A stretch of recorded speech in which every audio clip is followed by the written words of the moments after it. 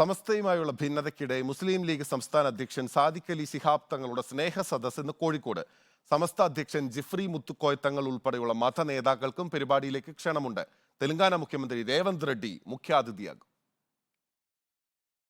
സംസ്ഥാനത്തുടനീളം നടന്ന സ്നേഹ സദസ്സിന്റെ ഓർമ്മകളുമായാണ് മുസ്ലിം ലീഗ് സംസ്ഥാന അധ്യക്ഷൻ സാദിഖ് അലി ശിഹാബ് തങ്ങൾ കോഴിക്കോട് സംഗമം സംഘടിപ്പിക്കുന്നത്.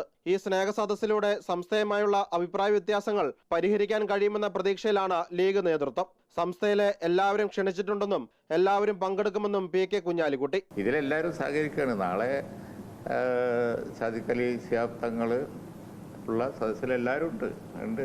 ഞങ്ങൾ തമ്മിലൊന്നും അങ്ങനത്തെ യാതൊരു വിഷയങ്ങളും ഇല്ല.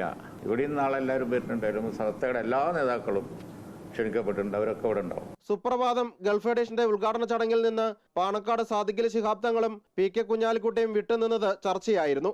ഇതിന് പിന്നാലെയാണ് ലീഗ് നേതൃത്വം സംസ്ഥാന നേതാക്കൾ ഉൾപ്പെടെ ക്ഷണിച്ച് പരിപാടി സംഘടിപ്പിക്കുന്നത്.